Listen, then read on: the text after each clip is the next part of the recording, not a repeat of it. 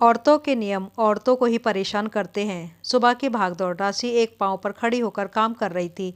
किसी को दूध, किसी को चाय, नाश्ता, पराठे पैक कर रही थी। सुबह के वक्त एक साथ सभी कामों को निपटाना मुश्किल होता है। शादी के पहले जो राशि बिस्तर पर चाय पीती थी, वो ही राशि अब देवर और पति रोहन को बिस्तर पर चाय देती है। शादी के बाद सच में लड़कियों का जीवन कितना बदल जाता है। तभी सास सुजाता जी रसोई में आई। अरे मेहंदी नहीं लगाई, रात को सोने से पहले बोला था 5 उंगलियों में लगानी थी, रात को देर हो गई। फिर रोहन। राशि कैसे बताती, वो चुप रह गई। राशि, आज बाल धोए या नहीं? आज माता की पूजा करनी है, बाल धोने जरूरी होते हैं। तुम रसोई में बिना बाल धोए कैसे चली आई? मम्मी जी, बाल बहुत लंबे हैं, अभी धोती तो वक्त लग जाता, फिर गीले बालों में नाश्ता बनाने में परेशानी होती, पानी भी झड़ता रहता। मैं पूजा करने से पहले धो लूंगी। राशि गर्मा गर्म पराठे ससुर जी रोहन और देवर को परोसते हुए बोली। पराठों की खुशबू से उसे भी भूख लग गई। सुजाता जी फिर बोली, तुम कुछ खाना नहीं? पूजा से पहले कुछ नहीं खाते हैं। राशि को गर्म पराठे देखकर खाने का मन हो रहा था, पर उसने मन मार लिया। सारे काम निपटाकर उसने बाल धो लिए, पूजा की सारी तैयारी कर ली। जैसे ही पूजा करने बैठी, सुजाता जी ने फिर टोक दिया, तुमने लाल साड़ी क्यों नहीं पहनी? ये हरी साड़ी नहीं चलेगी, जाओ लाल साड़ी पहन कर आओ। वैसे तो हरी साड़ी में लाल फूल बने हुए थे। राशि ने जाकर लाल साड़ी पहन ली। ये सब करते करते पूजा करके 12 बजने वाले थे। पूजा के पहले घर के बाकी काम भी निपटाने थे। मम्मी जी, अब कुछ खा लें, पूजा हो गई। भूख से बेहाल राशि ने कहा। दोनों ने पराठे खा लिए। एक दिन सुजाता जी ने उड़द के दाल के लड्डू बना रही थी, उन्होंने वो लड्डू घर के आदमियों को दे दिए। राशि ने पूछा। वो बोली, औरतें उड़द की दाल के लड्डू नहीं खाती, उन्हें नुकसान करते हैं। सुजाता जी के पास कोई जवाब नहीं था कि औरतों को उड़द के दाल के लड्डू क्यों नहीं खाने चाहिए। उन्होंने बचपन से यही सुना देखा। उन्होंने कभी माँ और अपनी सास को खाते नहीं देखा, ना ही कभी खुद खाए। एक परंपरा सी चली आ रही है कि औरतों को ये लड्डू नहीं खाने चाहिए। राशि, अभी हाथों में पूरी चूड़ियाँ पहना करो, नई बहू लगनी तो चाहिए। कुछ दिन पापा जी के सामने सर पर पल्लू रख लो, फिर तो ये पर्दा हटाना ही है। पापा जी जब घर में हो तो तेज आवाज में मत बोला करो। घर की औरतों को नियम कायदे से रहना चाहिए। सुजाता जी राशि को रोज कुछ न कुछ बताती रहती। राशि हामी भर देती थी। एक दिन घर के डाइनिंग रूम में सब बैठे थे। राजनीति से संबंधित कोई बात चली। रोहन और देवर ससुर जी ने भी अपनी बात रखी। तभी राशि ने भी उसी विषय में अपनी राय रखी तो सुजाता जी को बुरा लग गया। उन्होंने फिर कहा, औरतों को इस तरह घर के आदमियों से बहस नहीं करनी चाहिए। वो जो कह रहे हैं सही कह रहे हैं, बिना बात बहस करने से क्या फ़ायदा। औरतों को चुप रहना चाहिए। राशि चुपचाप कमरे में चली गई। उसे बहुत बुरा लग रहा था, पर वो कुछ कह नहीं सकी। तभी सुजाता जी कमरे में आई। राशि, सबके लिए चाय बना लो, आज तो बड़ी देर कर दी। घर के सभी लोग चाय के इंतजार में बैठे हैं। घर की औरतों को सबको वक्त पर चाय नाश्ता देना चाहिए। कब से लोग इंतजार कर रहे हैं। सुजाता जी का हर बात पर बस यही मानना था कि औरतों को ये करना चाहिए, वो करना चाहिए। कभी ये नहीं कहते कि घर के आदमियों को क्या कहना चाहिए। राशि को इस तरह के माहौल की आदत नहीं थी। वो मायके में स्वतंत्र थी, उनके घर में औरतों के लिए विशेष नियम नहीं थे। यहाँ ससुराल में माहौल एकदम अलग ही है। एक दिन रोहन ऑफिस जाते वक्त पर्स घर पर ही भूल गए। ऑफिस से गुस्से से भरकर आए और आते ही राशि पर बरस पड़े। आज तुमने मुझे पर्स नहीं दिया, तुम्हारी वजह से मुझे कितनी परेशानी हुई। रोहन ये कहकर चला गया। राशि हैरान थी और मायूस भी। सुजाता जी ने फिर वह कहा, तुम्हें ध्यान रखना चाहिए, घर के आदमियों को हम ही ध्यान रखेंगे। राशि बहुत ही परेशान हो गई। औरतों को ही सब करना चाहिए। रोहन ने सबके सामने डांटा तो उसे बहुत बुरा लगा। ये बात रोहन कमरे में ले जाकर भी तो बोल सकते थे। हर बार की तरह भूले रोहन और डांट पड़े मुझे। सुबह इतने सारे काम होते हैं, आज मैं भी भूल गई। यूँ तो कहते हो दिमाग आदमियों का तेज होता है, फिर आदमी हर चीज़ भूल क्यों जाते हैं? औरतों को ही याद दिलाना होता है। इस हिसाब से औरतों की याददाश्त ज़्यादा अच्छी होती है। दूसरे दिन रविवार था। राशि ने सबकी मनपसंद नाश्ता और खाना बनाया।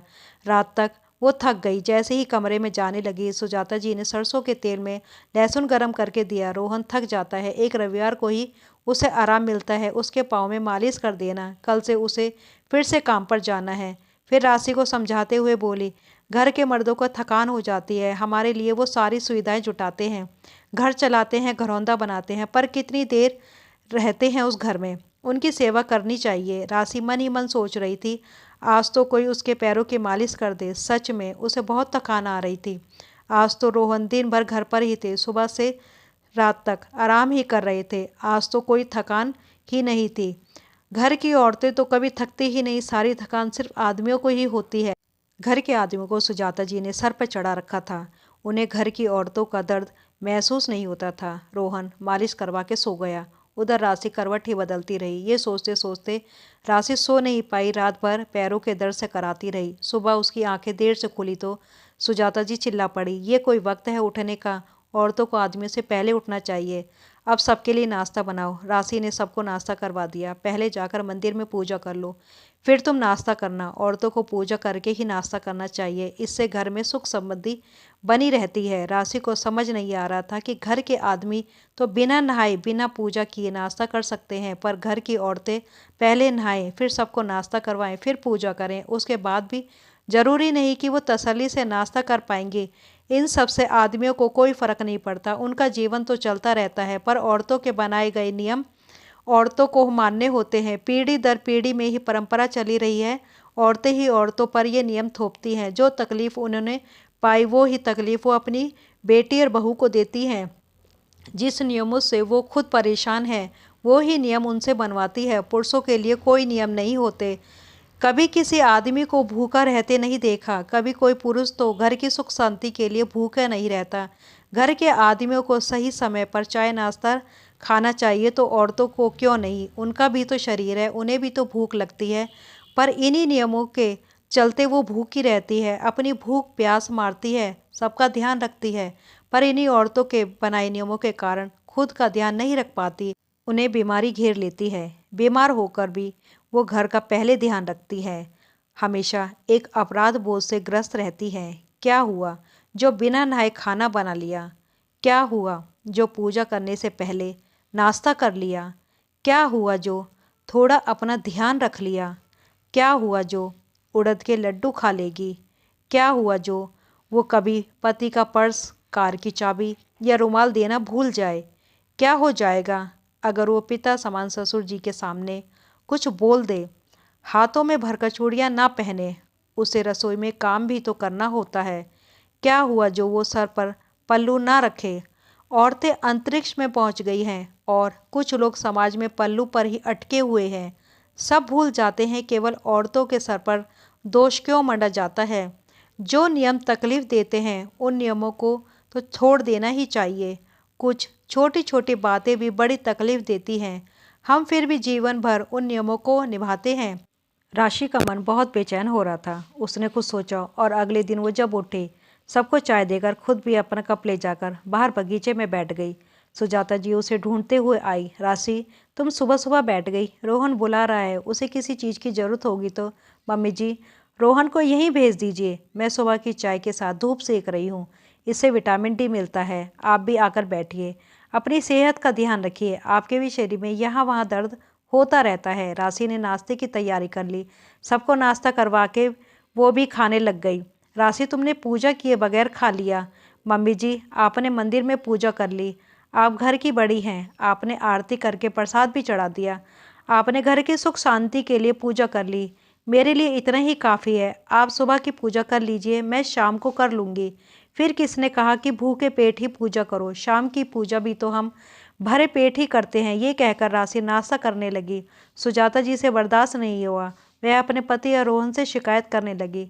वो लोग भी बोले, तुम औरतों के नियम तुम ही जानो, हमें इन सब चीज़ों से कोई फ़र्क नहीं पड़ता है। ये सुनकर सुजाता जी चुप हो गई। राशि ने अच्छे से नाश्ता किया और बाकी के काम भी निपटा दिए।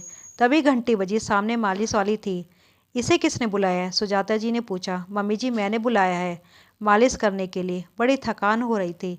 आपकी भी मालिश कर देगी, इसकी क्या ज़रूरत थी? सुजाता जी गुस्सा हो गई। मम्मी जी, हम औरतें दिन भर सातों दिन बिना कोई शिकायत के परिवार की देखभाल करती हैं, तो हमारी भी देखभाल होनी चाहिए।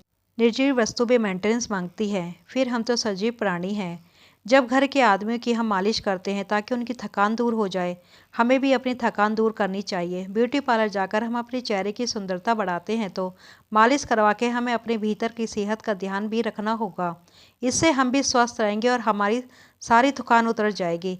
आप भी थकी थकी रहती हैं, हमें अपनी सेहत का ध्यान रखना चाहिए, तभी तो हम घर परिवार और घर के आदमियों का ध्यान रख पाएंगे। सुजाता जी निरुत्तर थी। राशि सच ही कह रही थी। उन्हें भी थकान रहती है, दिन भर वो सबकी फिक्र करती हैं, पर कभी अपना ध्यान नहीं रखा। अब सुजाता जी भी सुबह की चाय राशि के साथ बैठकर बगीचे में पीने लगी और सुबह की धूप सेकने लगी।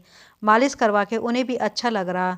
राशि की संतुष्टि की वो अब पहले से ज़्यादा खुश थी। अब सुजाता जी घर के आदमियों के साथ अपना भी ध्यान रखने लगी। एक दिन रोहन नीचे गया और बेसमेंट से फिर गुस्से में आया। राशि, तुमने कार की चाबी नहीं दी। राशि कुछ बोलती इससे पहले सुजाता जी ने कहा, तू रोज कुछ न कुछ भूल जाता है। अपने सामान का खुद ध्यान रखा कर। अब अकेली राशि क्या क्या याद दिलाए। ये सुनते ही रोहन सकपका गया। कार की चाबी लेकर चुपचाप चला गया। ये सुनते ही राशि को आश्चर्य मिश्रित खुशी हुई। अपने लिए खुद ही खड़ा होना पड़ता है। जो चीज़, जो नियम आपको तनाव दे, उसे दूर करने की जिम्मेदारी आपकी है। औरतें ही जब नियम बना सकती हैं तो उसे तोड़ भी सकती हैं, उसमें बदलाव भी कर सकती हैं, क्योंकि उन नियमों से पुरुषों को तो कोई फ़र्क नहीं पड़ता है। पाठकों, ये सच भी है, बदलाव हर क्षेत्र में चाहिए। सालों से चली आ रही इन परंपराओं का विरोध करना चाहिए जो हमें दुख तकलीफ देती है। औरतों को औरतों के बनाए कुछ नियम बदलने की ज़रूरत है। औरतों को भी अधिकार है वो स्वस्थ रहें, वक्त पर खाएं, तभी तो वो अपना और परिवार का ध्यान रख पाएंगी। मेरे कई पाठकों के कमेंट आते हैं कि ये बदलाव कहानी में ही होता है, हकीकत में नहीं। मैं उनसे यही कहना चाहूँगी कि कुछ बदलाव जो हमारे लिए नहीं हो सके, हम कहानी से प्रेरणा लेकर भावी पीढ़ी के लिए वो बदलाव करें। हमारे लिए बदलाव नहीं हुए तो क्या, हम तो किसी के लिए, घर की खुशहाली के लिए भी बदल सकते हैं।